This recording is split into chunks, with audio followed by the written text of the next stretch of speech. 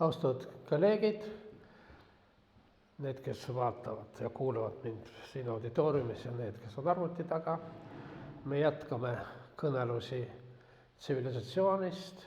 Õigupoolest me täna lõpuks jõudsimegi tsivilisatsioonini. Asi on selles, et kultuur on selline universaalia. Igal rahval, ükskõik mis arengutasandil ta ka poleks, on kultuur. Isegi tihti me võime rääkida erinevatest kultuuridest ühes kultuuris, aga sellest hiljem. Aga tsivilisatsioon on spetsiifilisem asi ja juba nagu selle sõna etümoloogia civitas viitab linnale. Linnad ei ole universaalne nähtus. On olemas terve hulk, sadu erinevaid kultuure, kus linnu pole. Aga siis millegipärast mõnes kultuuris hakkasid linnad tekkima. Ja linnade tekke on seotud niinimetatud neoliitikumi revolutsiooniga, millal neoliitikum ei ole geoloogiline mõiste. See on selline geokultuuriline mõiste. Ja nagu te näete, erinevatel kohtades oli erinevatel ajal. No, siin Põhja-Euroopas on seotud jääaega. Jää all neoliitikumi revolutsiooni ei tekkinud. Oli vaja, et ta taanduks ja sulaks selle. Aga seal kuskil Niiluse, Induse, seal Mesopotaamia kandis, see oli kuskil 12 000 aastat enne Kristust. Ja võt, te mäletate, me rääkisime sellest viljakast poolkuust Põhja-Aafrikast ja Lähis-Idas. See oli varem. Millega on seotud neoliitikumi revolutsioon? Kahe omavahel seotud asjaga. Põllumajanduse, püsiv põllumajandus kindlal alal ja seal kõrval suurte asulate tekke. Linn ei saa tekkida ilma revolutsioonita põllumajanduses ja revolutsioon põllumajandus tekitas tingimused linna tekkeks ja arenguks. Aga mitte ainult põllumajandus. See neoliitikumi revolutsioon on seotud ka tehnilise revolutsiooniga. Ja need võib-olla kõige tähtsam nendes on potsepak kunst. Ja siin oli kaks omavahel seotud asja. Üks on savist, kõrvetatud savist anumate tekkimine. See oli oluline selleks, et seal saaks säilida viljasaak ja rodid ei söö läbi keraamika. Ja teiseks, eriti see on oluline nendes kohtades, kus ei olnud metsa ja kus ei olnud häid kive. Seal oli vaja linnade ehitamiseks telliskive. Ja esimesed telliskivid ei olnud põletatud savi, aga see ruttu lagunes. Kuid linna tekkega on seotud veel terve rida teisi, nii tehnilisi kui ka kultuurilisi muutusi. Ma räägin linna tekkimisest, aga siin on selline huvitav paradoks, et tekkisid väga suured linnad. Kui me vaatame elanikkonna arvu, siis tol ajal tekkisid linnad, mis olid suuremad kui praegused suured linnad. Ma räägin proportsioonidest. Ja kõige kuulsamad on linnad Mesopotaamias, Šumeri linnad, aga ka teistes regioonides.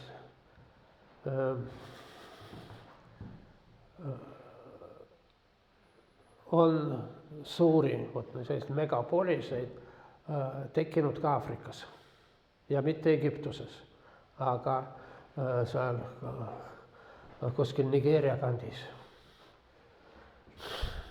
Nii. Muidugi kõige kuulsam on Paabel. Natuke etümoloogiast. Eesti sõna linn tuleb linnusest. Võiks arvata, et kui vaatab grammatikast, siis pigem vastupidi. Enne oli linn ja siis linnus. Aga ei ole. Nii ei ole nii. Linnus on vanem kui linn. Ja linnus on erinevalt linnast ei ole selline koht, kus inimesed pidevalt elavad. Kus inimesed pidevalt elavad. Seal see linnus on kindlus. Sinna tullakse ohu ajal. Aga Eesti linnused on siiski väga hilisemad asjad, isegi kõige vanemad. On natuke etümoloogia. Etümoloogia üks suurimaid ohte on see, mida nimetatakse kooskõlade süreel. Et võetakse kaks sõna, mis kõlavad sarnaselt ja siis me otsustame, et nad on ka seotud. Ei pruugi olla. See on selline kooskõlade süreel. See on eriti algajatel etümoloogidel, see on tavaline asi. No mitte ainult algajatel, seda Lennart Meri väga armastas selliseid seoseid leida. Aga teine asi on see, et inimesed, mitte inimesed, sõnad, mis ei ole üldse sarnased, on tulnud samast tüvest.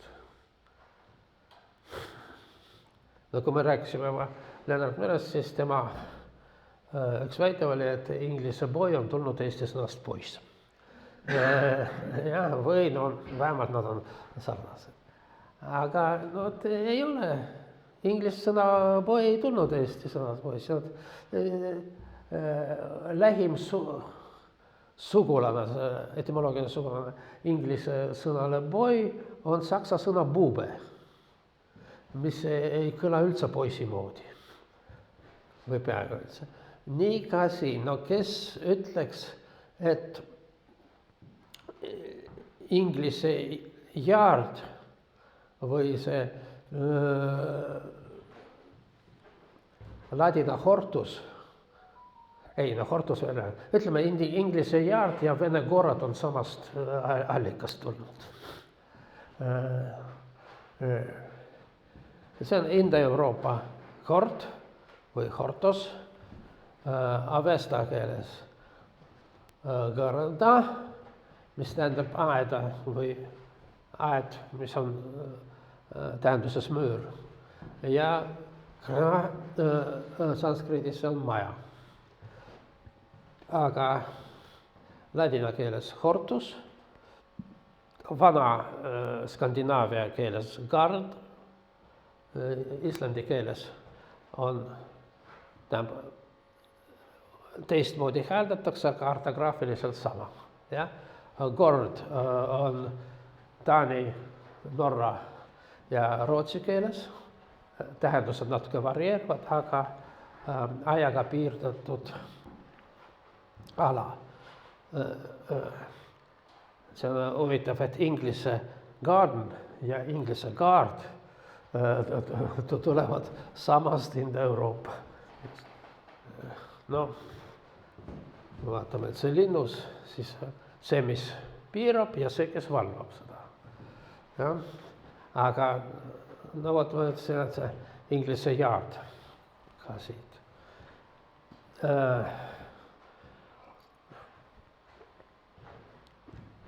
On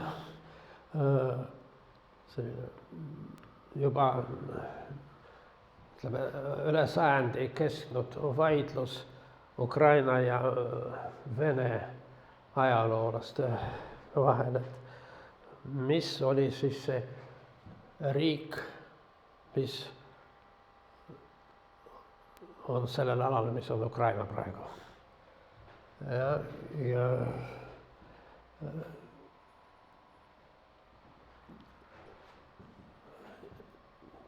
on see Venemaa, on see Ukraina, yes. No, kui me vaatame territooriumi ja elanikkonda, siis muidugi see oli selline vana Ukraina. Ainuke asi, et sellest nimetust ei olnud. Nimetus oli Russ ja see Kiievi Russ tekkis, termin Kiievi Russ tekkis Vene ajaloolastel 19. sajandil. Aga tol ajal see oli lihtsalt Russ. Aga selle riigi kohta on olemas ka teised allikad. Nagu me teame, et kes seda riiki lõi, need olid skandinaavlased, vikingud ja nende allikad oli ka selle riigi või vähemalt selle ala nimi. See oli Gardariiki. Seda võib, no riik on riik, jah. Kas see on aedade riik või linnade riik. Ja sellel Gardariikil see oli nagu tüüpiline olukord, et nagu riiki ennast ei olnud, aga olid linnad.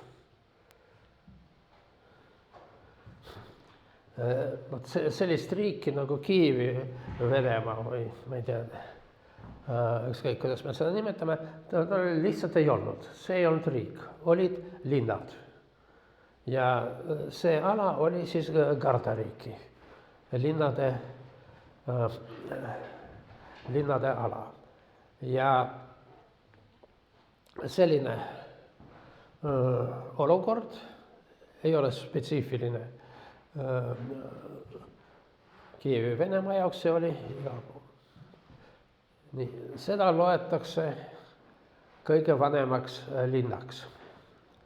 Ja igal juhul see on vanim linn, mis on ka praegu asuva. See asub Jordani lääne kaldal, Palestiina autonoomia praegu. Need on siin, see on see arheoloogiline osa, aga seal on tänapäeva linn taga Tel al-Sultan. Elanikkond on Palestiina araablased. Nii, selle linna puhul me teame, siin on meil arheoloogilised tõendid selle linna kohta ja ta on säilinud kultuuris. Selle linna kohta on Joosua raamatus, no üldse Vanas Testamendis, nimelt selle linna hävitamine. Ja see on ka üsna levinud lugu, et linna kohta me kõigepealt teame tänu tema hävitamise pärast. Ja niisiis, see Joosua tekst on selline, et Jumal andis käsku seda linna vallutada, siis, tähendab, see on muud katkandid. Kõigepealt siis juudid saatsid sinna oma spioone kes uurisid välja selle linna koha, aga Jumalal oli teine plaan selle linnaga, et seda tuleb vallutada mitte sõjalisel jõul, aga mingisugusel vaimujõul. Ja siin 2 asja korraga. Esiteks nad viisid seaduse laegast 6 korda või 7 korda ümber linna ja puhusid pasunaid või õigemini sarve. Ja see oli hääl nii tugev ja Jumala vaim oli nii tugev, et linn purunes. Nüüd purunes ja nüüd on ta säilinud sellisel viisil. Nagu ma juba ütlesin, see on arvatavasti üldse üks vanimaid linnu, aga kindlasti on vanim linn, mis siiamaani on ka asula. Nii. Teine kuulus linn, mille kohta on meil kirjalikud, ütleme, tekstilised andmed, on Trooja. Praegu see nimega Hisarlik Türgis. Seda kaevas välja Henrik Schliemann, kaupmees, ajakirjanik, arheoloog, avantürist. Võib-olla ka suli. Aga tal lapsepõlvest oli tal idee, et Homeri eepos on ajalooline allikas. See ei olnud ainult temal, aga siis on vaja selle tekstile leida ka mingisugused tõendid. Temal oli rikas onu, kaupmees, kellel olid filiaalid Peterburist kuni Ameerika Ühendriikide läänerannikuni ja tema finantseeris Schliemanni arheoloogilised harrastused. Ja nii see Schliemann läks sellesse Hisarliki, esiteks ta leidis kaardi peal, kus see koht võiks olla ja seal oli suur küngas või mägi ja ta hakkas seda kaevama ja leidis Trooja. Ja siis kaevas edasi ja leidis Trooja all teine Trooja. Ja siis kaevas edasi 3., 4., 5., 6., 9. Trooja, üksteise all. Oleks edasi kaevanud, aga põhjaveed tulid vastu. Nii, see on selline huvitav asi, mis seotud linnaga. Et linn ei teki tühjal kohal, ta tekib sinna, kus linn juba oli. Ja ma ei mäleta, kas kõik, aga suurem osa nendest linnadest hävis samamoodi. Nagu Homeras oli kirjutatud, seda põletati maha. Põletati maha Trooja 1., 3., 2., 4. ja nii edasi. Jah. Nii siis. Meil on Homerase tekst, meil on see arheoloogiline ala, aga kust ma tean, siin kuskil ei ole kirjutatud Trooja. See on ainult Schliemanni hüpotees. No märkime sulgudes, et see on enam-vähem praegu üldtunnustatud. Ehkki kahtlejaid loomulikult on. Kahtlused on seotud ka Schliemanni isiksusega. Nagu ma ütlesin, et ta oli muuseas ka ajakirjanik. Aga ajakirjanikuna talle eriti meeldis kirjeldada tulekahjusid. Ja siis juhtus nii, et Schliemanni onu laod põlesid maha Peterburis. Ja väga huvitav kirjeldus oli Schliemannil sellel onu poel. Ja siis San Franciscos aga põlesid. Aga San Franciscos oli selline huvitav lugu, et see artikkel saabus ajalehte, enne kui kui need laod läksid põlema. Nii et kahtlustatakse, et ta oli veel pürama. Nii, oota, ma unustasin panna siia slaidi.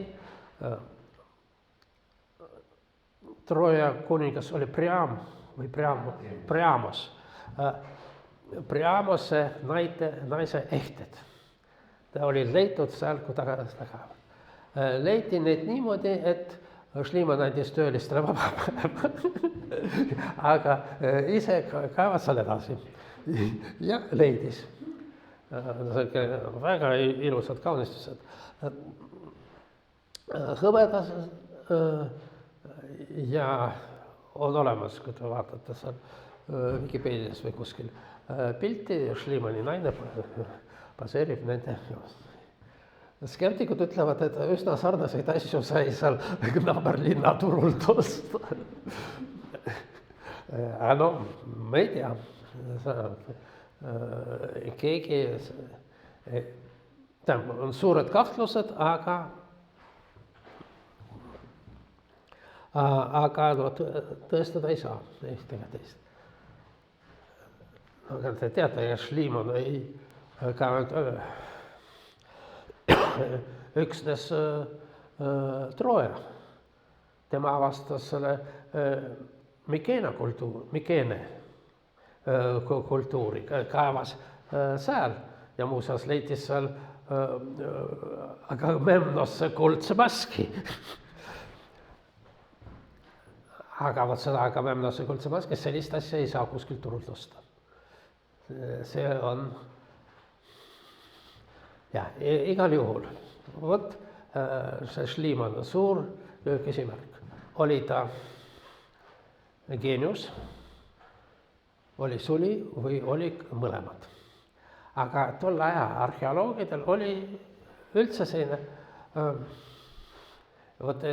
eriti sellistel amatööridel nagu Schliemann, oli kahtlus, et natuke seda asja õgvendada oma hüpoteesi kasuks, mis nad leidsid. Ja see oli arheoloogiale kui teadusele suur kahju oli tekitatud selliste amatöör. No pealegi need meetodid, kuidas ta seal kaevas, olid väga jõhkrad võrreldes sellega, kuidas praegu seda tehakse. Nii, igal juhul, mis me näeme, et oli suur linn, vastab selle kirjeldus Homerosele, linn oli maha põlenud, selle koha pealt tekkis teine linn, see oli maha põlenud, selle koha pealt tekkis kolmas, ja nii edasi. No miks need ei teinud kuskil kõrvale, kui see on selline juba neetud koht, kus nad muudkui põlevad maha. Ja? Aga võt linnadel on tendents tekkida sama kohta, kus ta juba oli. Nii. Çatalhöyük on arvatavasti veel vanem koht võrreldes Jerikoga. Käsi, et seal keegi ei ela. No, need on seal kaevandus. Seda 58. aastal leidis või kaevas üles Taani inglise arheoloog James Mellard. Suurepärane arheoloog ja nii edasi. Ja tema kohta räägitakse samasuguseid kahtlusi nagu Schliemanni kohta.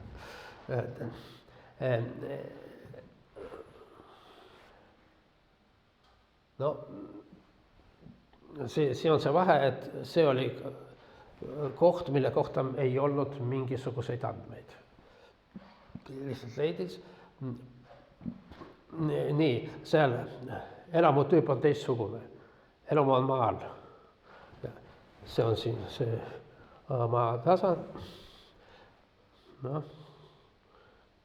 Ja elatakse maal. Nii et sa seal käid mööda majadel või vähemalt elamute lagesid. Nii, ja seal on see kuulus neoliitikumi aja Madonna. Nii, Mellard kaevas seda välja ja ta kohe lõi sellise teooria, et seal oli, et see on tähtsam jumalanna, et ta, siin 2 lõvi teda kaitsevad, et ta on põllumajanduse ja saagi jumalanna.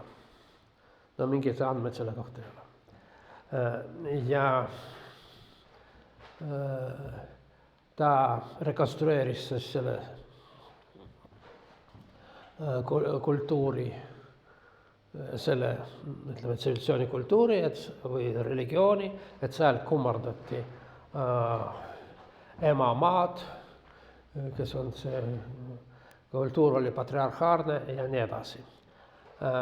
Järgmine arheoloog, kes seda uuris, lõi teise teooria, et see oli, kultuur oli matriarhaalne.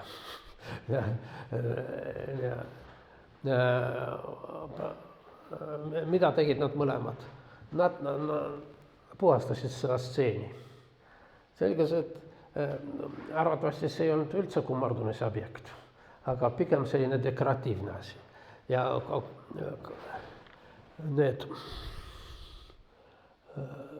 paleoliitikumi ja neoliitikumi niinimetatud madonnad, on olemas ka see teooria, et need olid pigem pornograafilised asjad. Mida, need, no võt, mitte see, aga need väiksemad,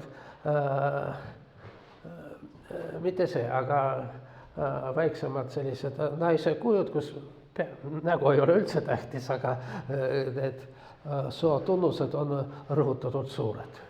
Ja nii, no aga me ei tea. Kuskil oli kirjas, et mis see on. Et mida Mellardile heidetakse ette, et ta puhastas seda seemi. Et seal olid ka mehekujukesed, aga ta need koristas ära ja nagu natuke tõstis ümber, aga seal osa nendest nimetatud jumalannadest oli üldse prügi sees. Nii et, no ütleme, me ei tea, aga millegi pärast siin keset mitte midagi tekkis linn ja võrdlemisi suur. Nii, ja nüüd räägime Paabelist natuke. Paabeli kohta kõige, ütleme, eurooplastele kõige olulisemad andmed on piiblis. Ja nagu tavaliselt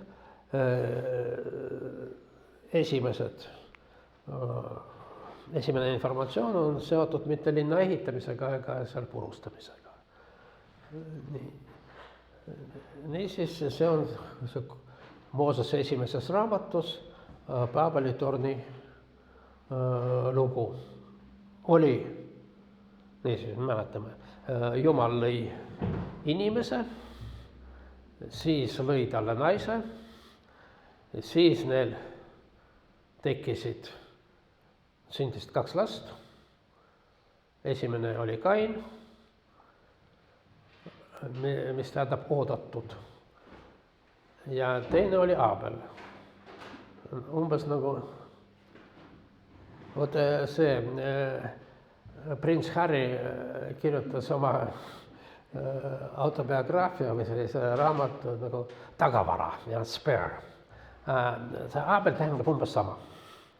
Ja seal Eeva sünnitas Kaini ja ütles, vot tänu Jumalale, Jumala abile sünnitasin inimese. Aga siis lihtsalt veel sündis Kain ja selle kohta ta Eeva ei öelnud midagi, aga nimetati teda Tagavara poiss. Nii, okei, aga siis me teame, et Kain tappis Aabeli ja oli saadetud välja. no aga siis kuidagi inimesed ikkagi tekkisid ja hakkasid paljunema. Ja neid oli palju. Siis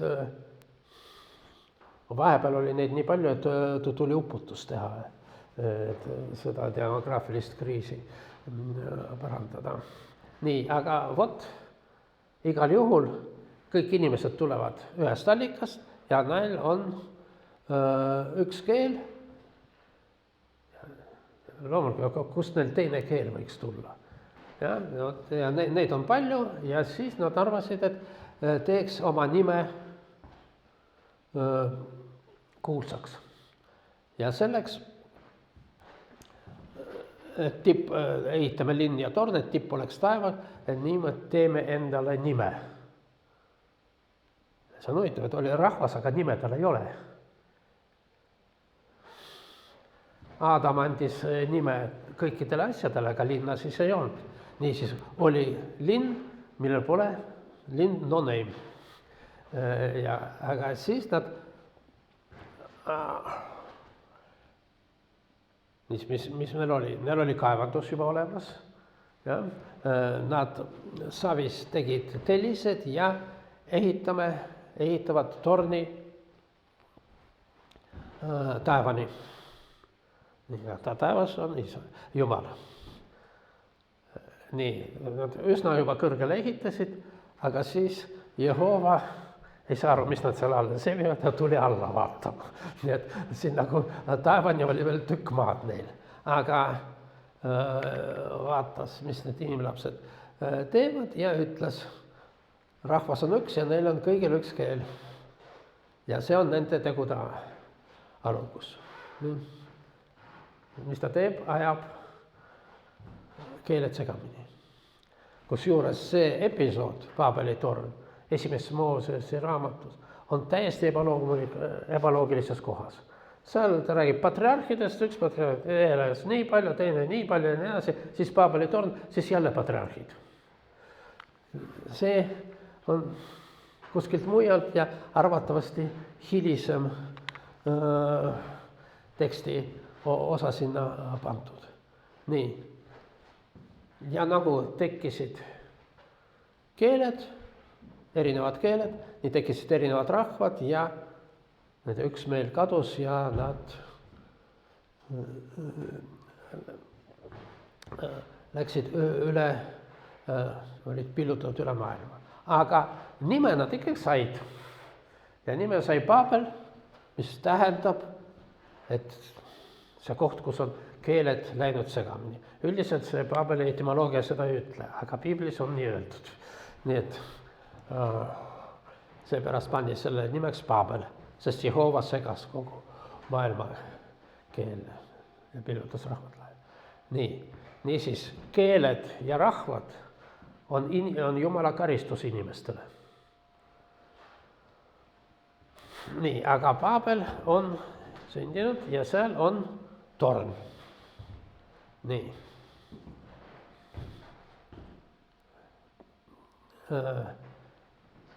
See on siis Paabeli torni jaanused, aga mis see oli? See oli tsikuraat.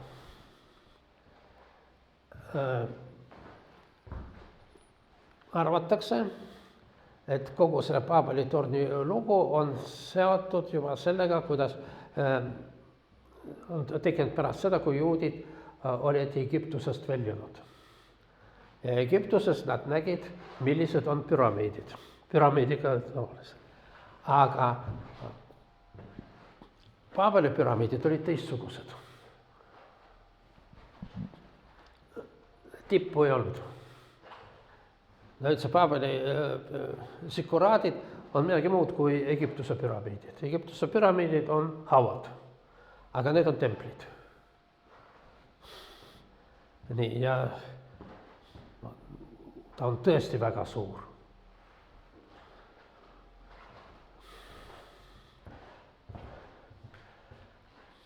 Nii. See on see, me räägime nagu Babyloni kuningriigist, aga tegelikult see oli veel linnade riik. no nii nagu räägime Vana-Kreekast, aga sellist riiki nagu Vana-Kreeka ei olnud olemas. Olid erinevad polised ja selle ümber tekkinud riigid. No siiski oli riik Sparta.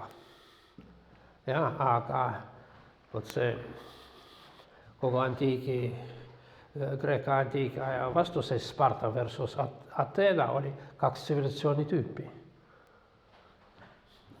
Sparta oli ennekõike territoorium ja seal olid mingisugused väiksed asulad. Aga Ateena oli ennekõike linn ja siis see Attika oli osa tema ümber. Ja see muutus vastavalt sellele, kuidas seal poliitiline olukord oli. Nii, vot see on see Mesopotaamia ala Babyloni ajal. Sellised linnad nagu Uruk ja Ur on veel Šumeri aegsed. Aga Babylon on Šumeri ajal seda ei olnud, see oli babylonlaste linn, mis oli tohutult suur. See on see Babeli arheoloogiline ala, aga üles kaevatud on väike osa sellest. Nagu kui te käite Pompeis, siis seal kogu aeg kaevatakse välja uusi alasid, aga no, praegu arvatakse, et natuke alla poole on. Herculaneum üldse seda ei saagi kaevata, sest see läheb Herculano linna alla. Nii, niimoodi nad nägid. See on praegune vaade 32. aastal. Nägi see nii välja, miks ta praegu niimoodi on, sest Saddam Hussein rekonstrueeris Babelit. Vot. See on muidugi need feikid. Ja Ameerika sõdurid tulid vaatama feike.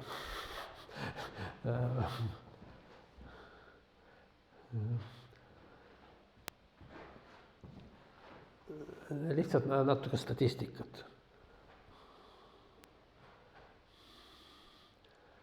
Kui me vaatame, et 2000 aastal enne Kristus maailma elanikkond oli umbes 30 miljonit, siis 200 000 elanikuga Babel oli sellise proportsiooniga linn. Nagu praegu me ei saa midagi olla seal. Mingis Tokyo, New York on väiksed. No, praegu on kuskil 8,5 miljardit. Aga täpselt ei tea palju on. Just eile ma lugesin, et võib-olla 2 miljardit on kuskil ära kadunud. Kas 8,5?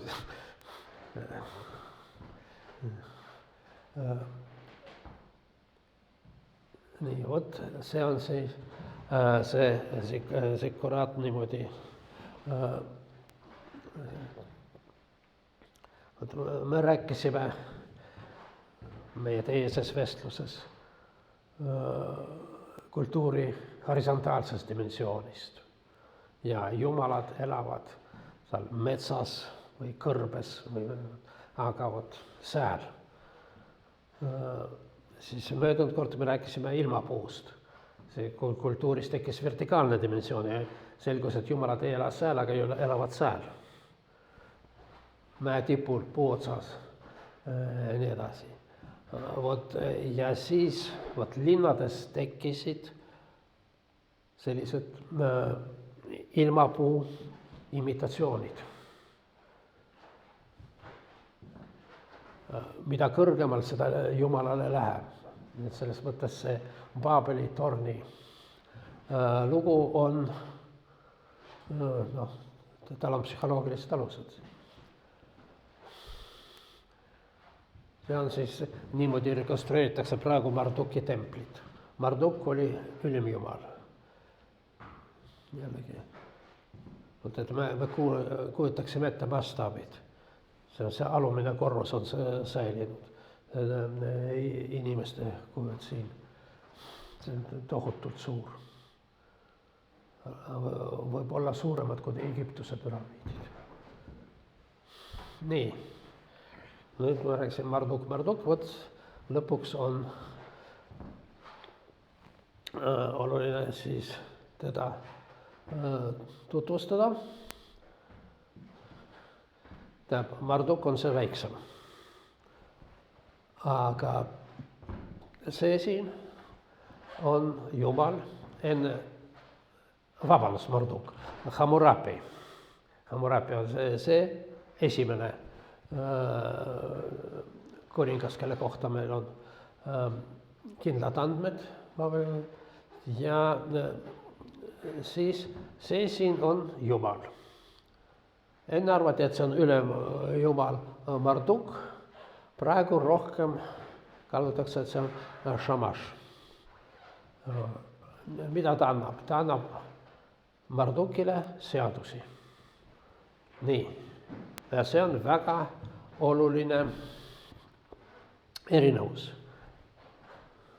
Linnas tekivad seadused.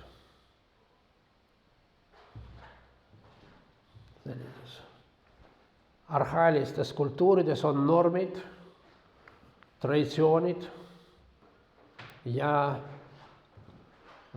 suulised mingisugused tabud.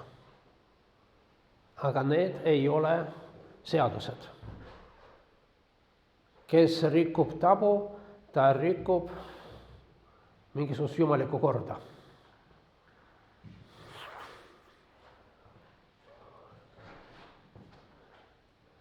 Ja selle eest karistatakse kui patu eest. Aga linnades tekivad civitas, seal tekivad tsiviilkoodeksid. Ja üks esimene on see, mida Shamash annab Mardukile. Vastupidi, annab Hammurapile. Nii.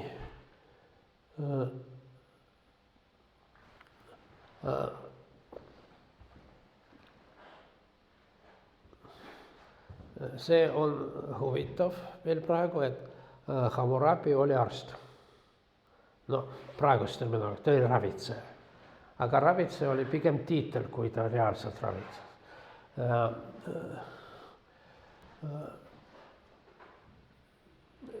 Hammurapiga on seotud uus mingisugune religioosne koodeks. Faravahar, see on zoroastrismi sümbol ja kuni Iraani revolutsioonini see oli Iraani vapp. Linnakultuur oluliselt erineb, ütleme, sellist arhailisest kultuurist või maakultuurist või loodusrahvaste kultuurist. Kõik terminid on halvad. Üks põhiline kultuuri opositsioon on see oma versus võõras. Ja meie kaitseme oma territooriumi võõraste eest. Linnas see opositsioon suurel määral neutraliseerib või tuleb teisele tasandile. Linn on koht, kus on nii omad kui võõrad.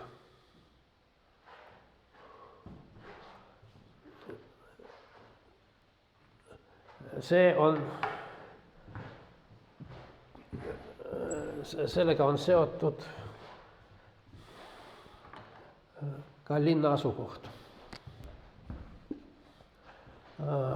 Kui me vaatame, kus on sellist kultuurialad, siis tavaliselt nad on kuskil kaitstud kohas. Aga linn tekib vastupidi, teede ristimiste kohal.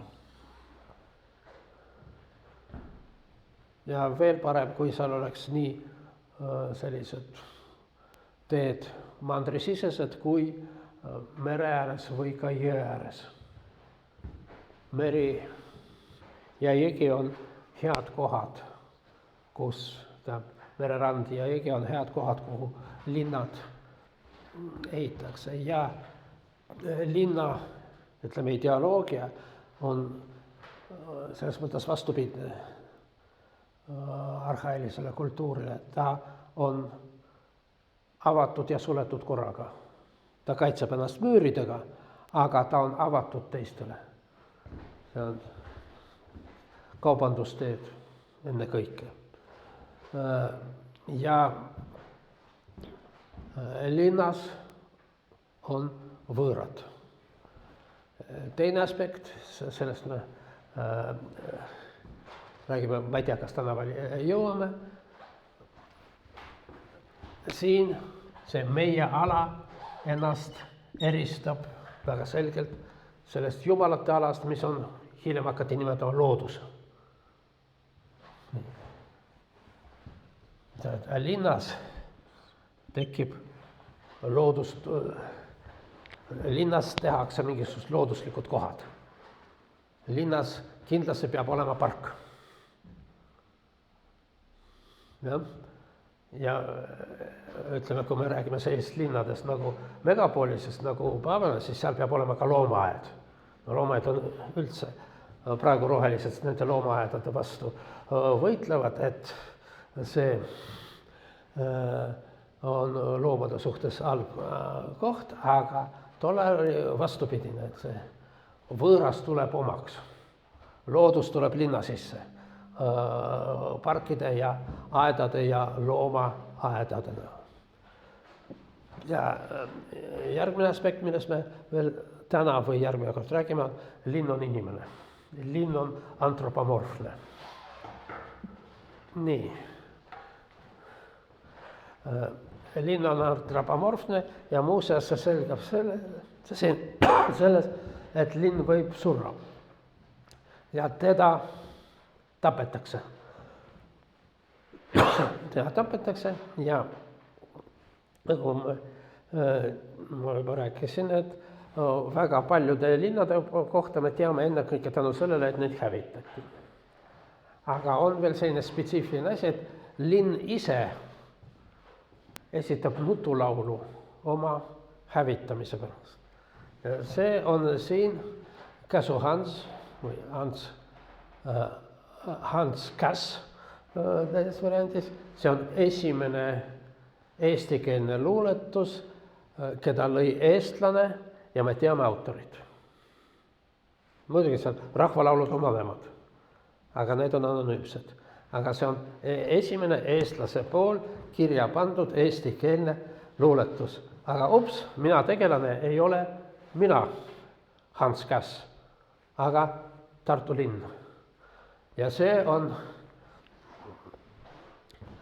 seotud Tartu linna hävitamise Põhjasõja ajal.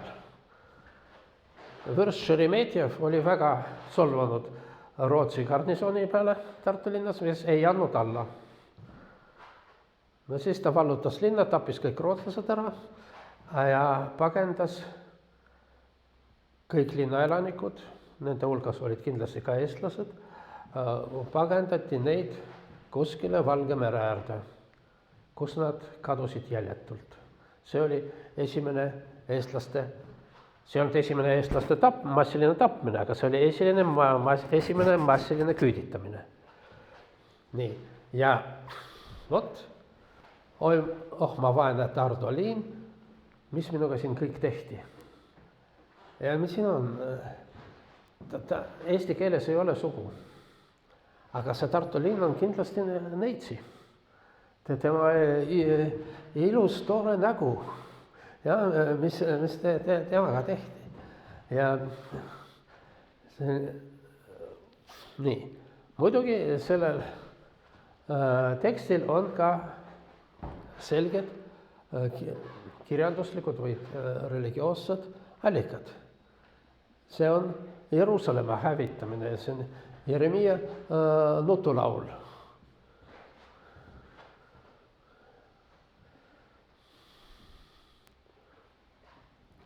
Kes on Jeruusalemm? Ta on vürtsitar. Ta on ka neid. No,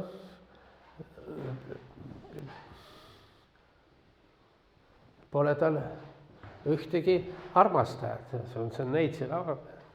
Ja see on selline teine oluline motiiv, et linna vallutamine on linna vägistamine.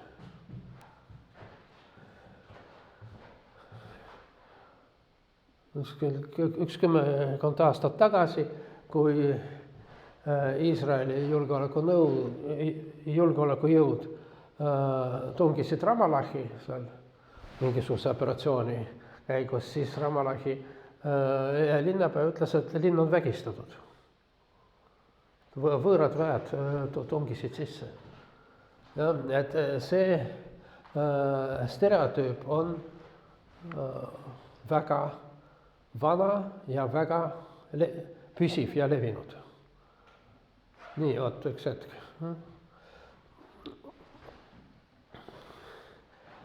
Need on siin need kujundid Jeremia nutulaulus. Jeruusalemm esiteks leinav lesk, siis ta on vürtsitar, kellest sai kerjus naine ja ei ole tal ühtegi peigmeest. Ja siis lõpus niisiis, Jeruusalemm on vallutatud, elanikkond on pagendatud ja siis lõpuks on palve, et too meid issand tagasi enese juurde. Sest see ei ole lihtsalt linn, see on Jumala linn. Kui me oleme pagendatud, me oleme Jumalast eemaldatud, aga see on nagu kaks mudelit koos. Jeruusalemm on linn, aga samas see on see ala, mis on meie ja ta on seotud Jumala identiteediga.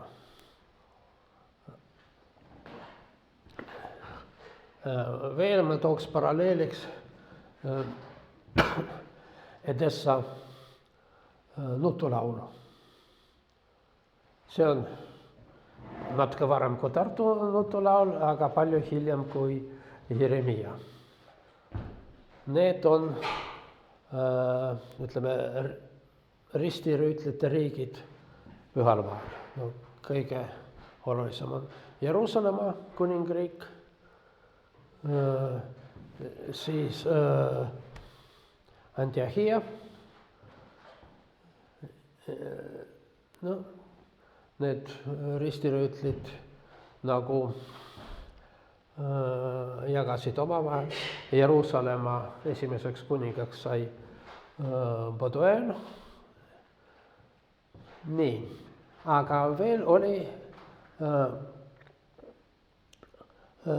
ristirüütlite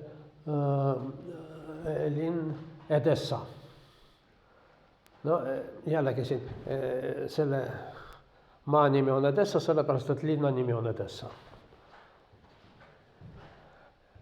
Erinevalt sellest alast siin põliselanikud, mitte põliselanikud, aga põliselanikude kohta sellel maal on üldse väga raske rääkida. Aga elanikud olid armeenlased. Nii Kilikias kui ka Edessas. Ja üldse, kui me vaatame kaardi peal, siis tol ajal suurem osa armeenlasi elas siin. Ja, mitte siin, kus praegu see. Ja see oli siis Ida-Armeenia, väike Armeenia. Põhiline oli Vahemere alal ja ütleme, suur diaspora oli seal Itaalias ja mujal. No ka Jeruusalemmas on Armeenia kvartal. Esimene trükitud Armeenia raamat on Veneetsias. Nii, okei. Ja need olid kristlikud riigid, siis kui moslemid vallutasid ja suurel määral ka hävitasid Edessa linna, üsna jõhkralt käituti ümber kristlastega seal, siis Edessa ka pöördus nutulauluga Jumala poole, mis oli jällegi selgelt allikas oli tal Jeremiia nutulaul, aga ka nagu Tartu linna puhul see Edessa ise nagu omal nimel leinab oma kurja saatust. Piiblis ja hiljem ka kristlikus kultuuris igal linnal on oma taevane kaksik. Möödunud kord, kui me rääkisime kultuurilisest kangelasest, siis üks oluline kultuurikangelase tüüp on taevased kaksikud, aga üks on taevane, teine on vaine, nagu see Castor ja Polydeucus. Nii ka linnadel. Linnal on taevane kaksik. Kui me loeme selle Johannese ilmutuse raamatust, siis jutt on taevasest Jeruusalemmast. Inglise müstik ja romantiline luuletaja William Blake elas Londonis, astus oma majast välja Räpasele tänavale, tõstis pilgu taevasse ja nägi seal Jeruusalemma, selle Londoni kohal. Nii, aga loomulik kristliku maailma jaoks siin üks väga oluline allikas on Püha Augustinuse De Civitate Dei, Jumala riigist või linnast või linnriigist. Ja meie maine tsivilisatsioon on selline nagu plaatonlik, kahvatu ja patune vari sellest õigest linnast, Jumala riigist. See on siin mul slaidi peal Seinamaal Lüneburgi räägoast.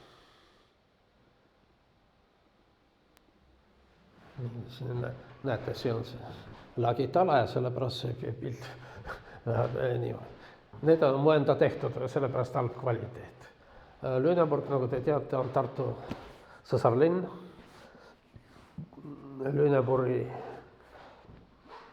kodanike või maksumaksja rahade eest sai taastatud Jaani kirik. Nemad panid raekotta need kellad, mis aeg-ajalt umbes 5-minutilise hilinemisega teevad sellist ilusat meloodiat. Aga see on siis see maailmapilt. Nii, siis siin on oluline diagonaal. Nii, mida rohkem paremal, siis vaataja poolt vasakul, ja mida kõrgem, see on parem. Mida seal pahemal pool ja all, seda halvem. Seal oli halb valgustus, sellepärast siin nägib, ma tegin mitu pilti. Nii, see on siis taevane Jeruusalemm. Taevases Jeruusalemmas, see on 18. sajandis, see on protestantlik maailmavaade. Reformatsiooni ajal pilte rüüstati, aga siis hästi ruttu hakati tegema omad pildid ja see on siin maailmamudel. See on taevases Jeruusalemmas, kohtade arv on piiratud. 12 põlve korda 12, 140, mis see 12 korda 2, 144, eks ole, aga 144 000. Kui me vaatame maailma elanikud. Ja nagu selline fundamentalistlik protestantism ütleb, et need on juba ette valitud. Lihtsalt mõned ei tea. jah. Nii, aga see on siis taevane Jeruusalemm seal üleval. Püha vaim, siin Jumal Isa ja nii. Ma ei tea, kas on näha. See on Rooma, Kreeka ja Bütsants. Nad on seal kõik põrgus.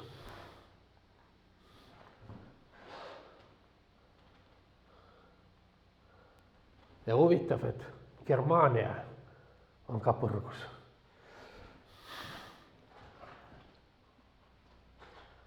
Aga see on selles, et Lüneburg ei ole Germaania. See Germaania on Püha Saksa riik. Aga Lüneburg on vaba linn.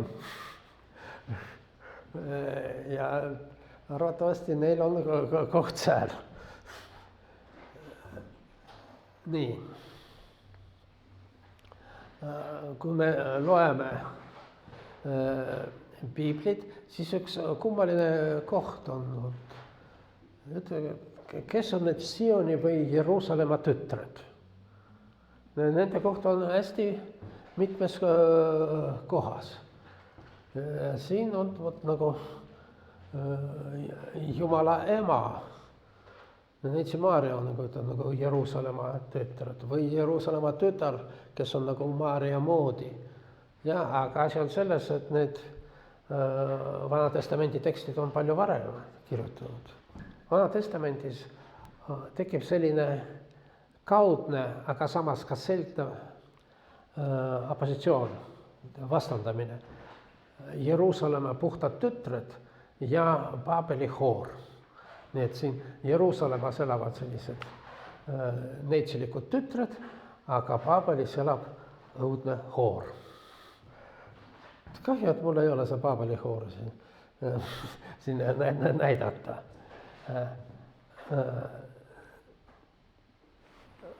On arvatud näiteks väljapaistnud Vene antiigi ja uurija ja mütoloogia uurija Olga Freidenberg, et see on selline metafooriks muutunud arhailine kujund. Tegelikult on natuke teistmoodi. Jeruusalemm on tütar ja puhas, aga Paabel ise on hoor.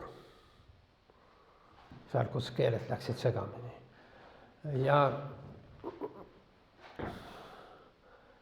nii, siis Jeruusalemmas elavad puhtad tütred, kes aeg-ajalt hooravad. Ja? Kuidas nad hooravad? Kummardavad teisi jumalaid. Ja?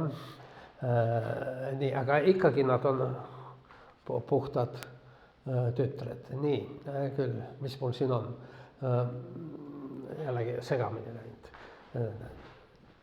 Üks kummaline koht evangeeliumis, see on 2 evangeelium, kus Jeesus ütleb oma jungritele, et minge külla, niisiis nad rändavad, ja Jeesus ütleb, minge külla, mis on teie ees.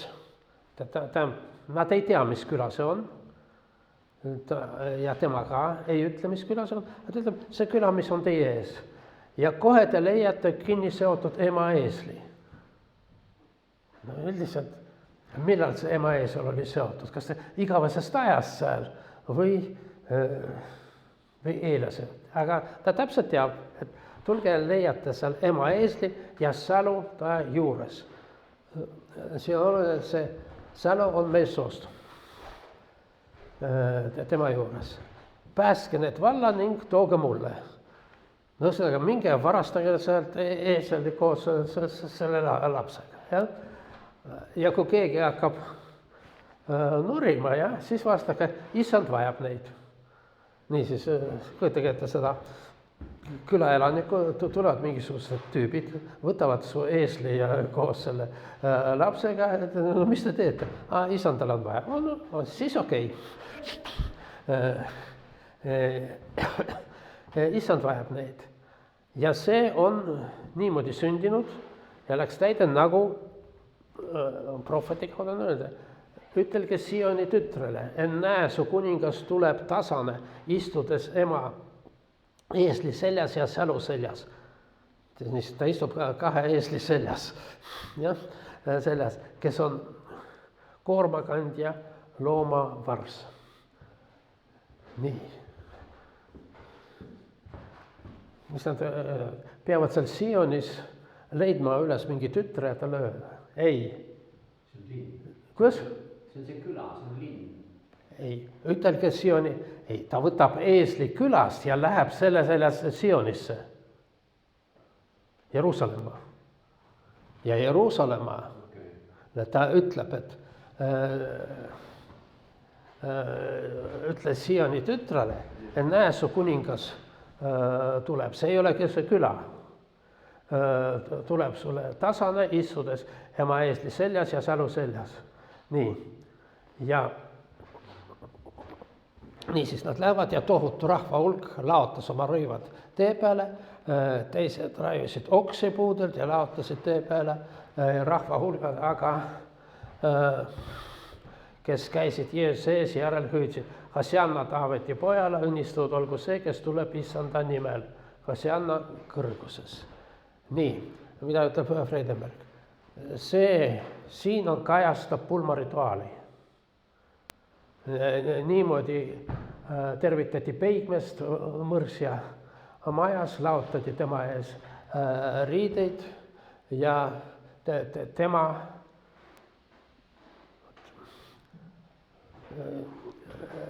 hiljem me räägime pulmadest ja pulmarituaalidest ja paljudel rahvastel Peigmes on kuningas. Niisiis, tema on nagu Jumal ja Peigmes korraga ja Jeruusalemm on tema mõrsja. Vabandust, siin sulle Paabeli hoor lõpuks. Nii, siin see Paabel, kus linna õudne hoor istub Lohemaa seljas, see on William Blake, Paabeli hoor ka istub Lohemaa. Aga vähemalt Freidenbergi interpretatsiooni järgi ei ole mingit hoora seal Paabeli linnas, aga linn ise on hoor. Nii, mul läksid natuke slaidide järjekord segamini, aga siis räägime nendest, mis meil on.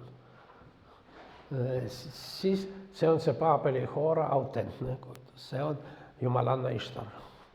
Ja see on väga oluline see, et Ishtarile on pühendatud mitte tempel, aga värav. Tema sisse tullakse.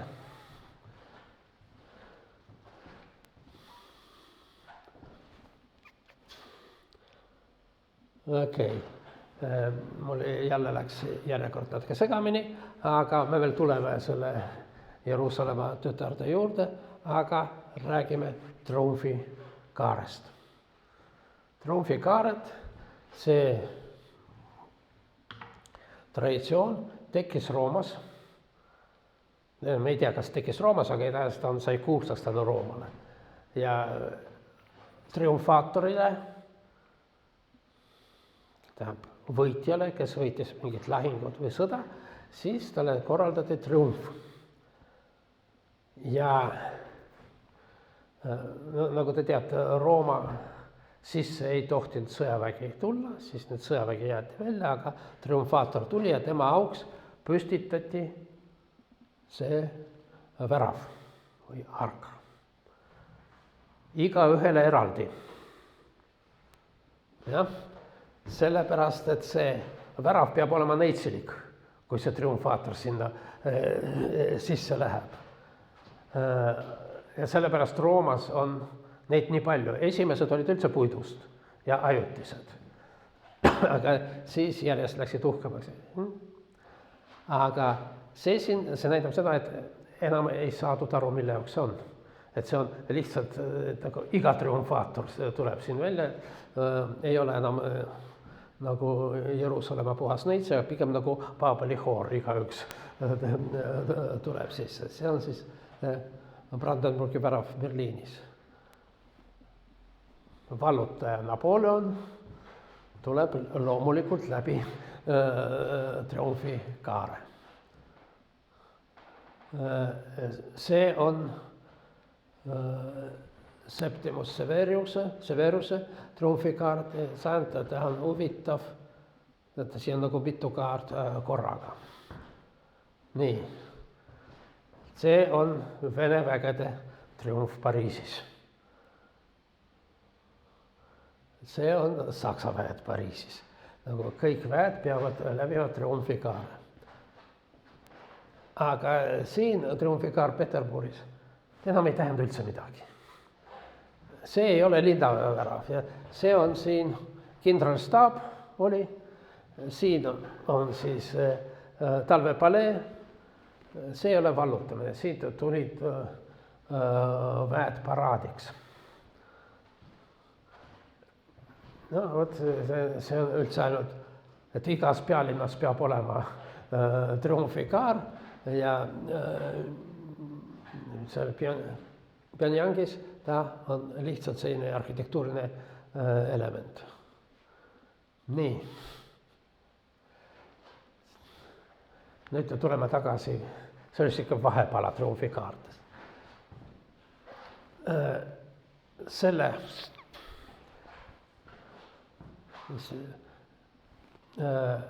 mälestas seda sündmust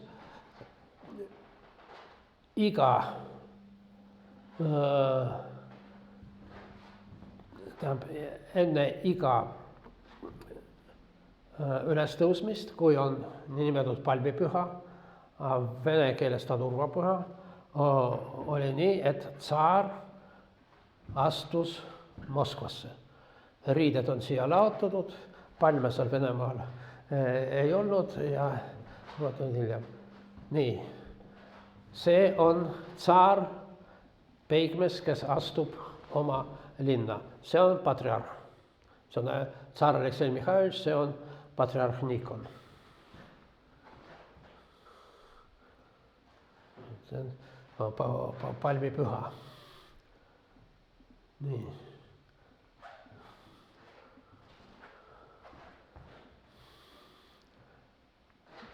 See slaid pidi olema varem. Psalmid ja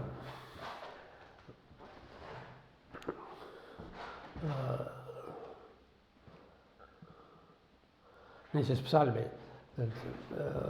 Ole mul armuline issand, vaata minu viletsust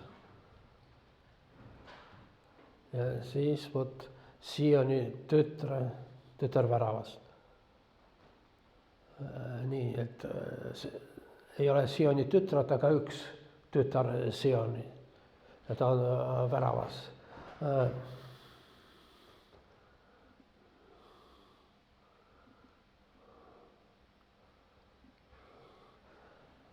Nii, ja sama on ka prohvetil Jesajal üks Sioni tütar.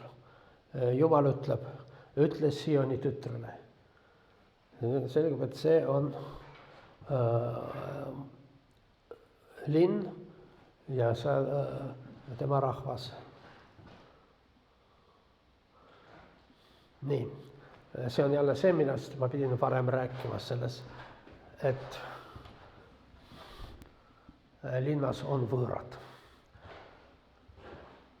Moskva linn rajati keset mitte midagi maad, keset tühermaad, ütleme, nagu ütlevad Ukraina rahvuslased, keset soome-ugri soid. Nii, ja spetsiaalselt seda ehitati sellises kohas, mis ei oleks tatarlastele ligipääs. Hästi kaugele ja üldse. Kiiev oli Euroopa tüüpi linn. Avatud läände. Me rääkisime ühes teises loengute sarjas, et need dünastilised sidemid läänega. Jaroslav Tarka tütar Anna oli Prantsuse kuninganna ja nii edasi. aga Moskva oli isolatsionistlik koht. Siin nagu mitte keegi ei tohtinud, siin olid ainult omad. See oli selline linn, mis pigem oli arhailise mudeli järgi ehitatud, et sinna ükski võõras ei tule. Selline linnkindlus, seal metsadega ümbritsenud, metsad olid, ma ei oska eesti keeleski öelda, oli spetsiaalne metsas tehtud kindlus, nagu zaseka. Puud olid langetatud kindlas suunas, nagu vaenlase poole selle krooniga, et sealt igatahes ratsaväejal ei ole mingit võimalust tulla. 100 kilomeetrit lai ala oli langetatud puid. No absoluutselt, mitte keegi mitte kunagi ei saa. Kohe nagu Moskva linn ehitati, tekkis seal Saksa küla. Nii et Saksa küla, mis oli ka linn linnas. See oli nagu getotüüpi asi. Saksa külas, küla oli ümbritsetud seintega, oli seal värav ja värav pandi lukku nagu getot kahelt poolt. Nagu väljaspoolt, et sakslane kurinahk ei pääseks välja, aga seespoolt, et Vene varas ka ei saaks sisse. Ja ütleme 17. sajandi lõpud, see oli kõige jõukam ja kõige paremini korras Saksa või see Moskva ala.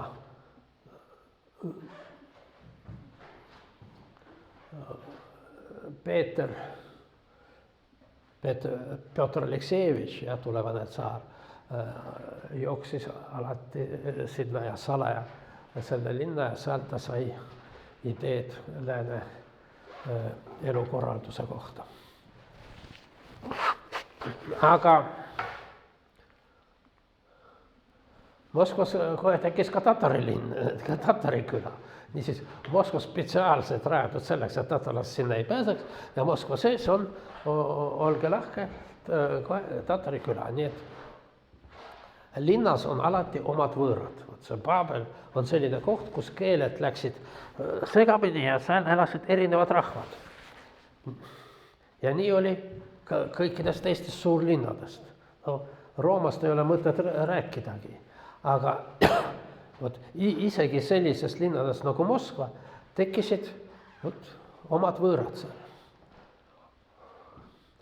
Nii, ja meil on natuke aega veel alustan järgmise teema, see on igas linnas on aed, park.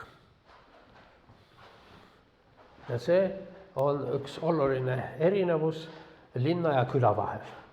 Küla võib olla suurem, aga seal park ei ole. Linn võib olla väiksem, aga see park on. Nii, 15. sajand London. Tohutu kitsikus, aga on aed, park ja loomaaed. See on Tower, kindlus ja vangla, et vangidel oleks vaja vaadata aknast. Nad ei saanud vaadata muidugi, seal on aed ja siiamaani seal on selle Toweri pargis aias on eksootilised linnud. Nii.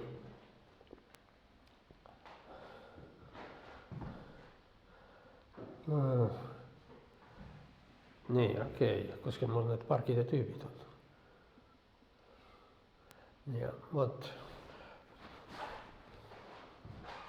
Babeli. Semiramise ripaed, üks maailma imesid. Kuidas ta täpselt välja nägime, me ei tea. See on erinevad rekonstruktsioonid. Martin van Heemskerk, tal on selline sari kõik maailma imed. No, ta pani siin kokku Babeli torni ja see ripaed.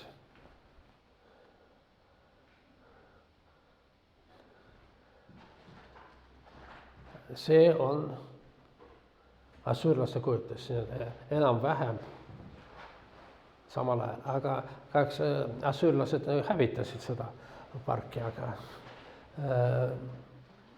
seda aeda. Aga see tendents, et park levib mitte ainult horisontaalses, aga ka vertikaalses dimensioonis, on siiamaani. No praegu selliseid maju on palju.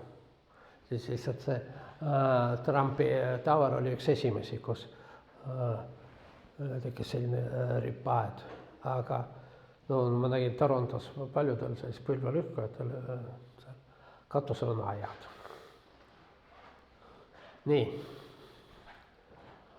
on olemas erinevad aedade ideoloogiad ja kui me räägime Euroopast, siis on 2 põhilist arhitüüpi. See on Prantsuse aed.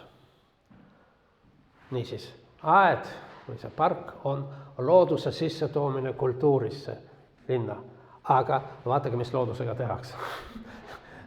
See on loodus kultiveeritud, ta on toodud linna ja kultuuristatud. Nüüd tehakse loodusega selliseid asju, mida loodus ise kunagi ei tee. Mis siin on? Kord ja sümmeetria ja puude kujud.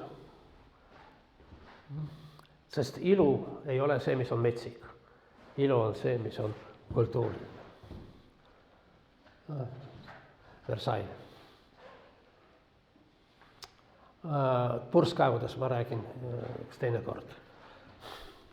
Niisiis, aga purskkaev peab olema ka aias.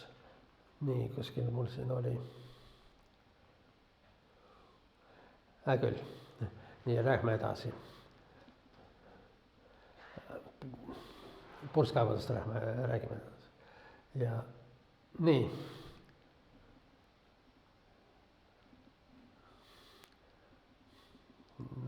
Inglise park. Teine tähtsam tüüp on Inglise park. Kuidas tehakse Prantsuse park? Kõigepealt maastik tehakse, see ala tehakse maatasa ja siis sinna luuakse loodust. Täpselt nii on. Inglise park on teine idee, et kõigepealt leiame pitoresse maastikku ja siis puhastame ära. Võtame, et ta näeks välja täpselt nagu looduslik. Loodus ise ei näe täpselt nagu looduslik. Seal on igast võsa, igast jamaga, seda puhastame ära ja see peab nägema täiesti nagu metsik.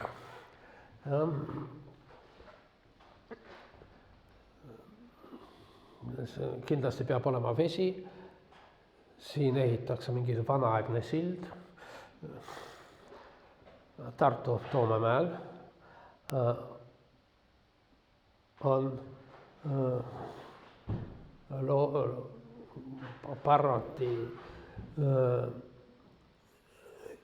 ütleme, idee oli luua hea Inglise park ja sedagi loodi. Ja seal on, te muidugi teate, on selline betoonist tehtud kiviaegne sild, kus seal kas istmed, kus siis Eesti esivanemad istusid ja pidasid nõu ja kõrval on selline küngas kunstlik, selle nimi oli Bischofsnase, piiskopi nina, seal on ninasõõrmed eesti keeles. Tal on erinevad nimetused, mulle nad ei meeldi, aga see on Bischofsnase. See on kunstlik, seal ei ole midagi. Aga kõrval on ohvrikivi, mis on ehtne. Siis kui hakati seda parki raja, siis leiti peidetud ohvrikivi. See tähendab, et veel 18. sajandil seda kasutati. Nii. No see oli, ütleme, Tartu linnale nagu jackpot, veel ehtne. Pealegi, seal pargis peavad olema varemed. Aga Tombergil, Toomemäel olid varemed juba. juba ette ehitatud ja selles mõttes see oli väga hea selline Inglise pargi moodi, aga need on kaks põhitüübid. Kaks põhitüübid. See siin on Itaalia park. Kadriorus on osaliselt ka selline asi, see on pärit Itaalia. See on nagu rohkem Prantsuse pargi moodi, aga ta on palju kompaktsem, palju väiksema ala peal ja siin on, tihti on selline kontsentriline struktuur, erinevalt Prantsuse pargist, kus on ruuduline või neljanurkne enamasti. Pargis peab olema labürint, kusjuures see on huvitav, et Inglise pargis see on isegi kohustuslikum osa kui Prantsuse. Nagu looduses sellist asja ei näe ja Inglise pargi labürindid on kõrgemad. Ja seal võib tõesti ära eksida. No, paljudes filmides, Hollywoodi filmides on inimesed, kes seal teesklevad labürindis, ma ei räägi juba videomängudest, kus see on tavaline asi. Aga ma mäletan, vist Chestertonil on selline jutt, kuidas üks mees pärast 5 kella 5 o'clock tea, pärast seda läks parki ja astus labürinti ja kadus. Ja siis aeg-ajalt veel kuskilt koostab tema häält, aga teda enam kunagi pole nähtud. Okei, labürintist räägime veel ka järgmine kord, aitäh!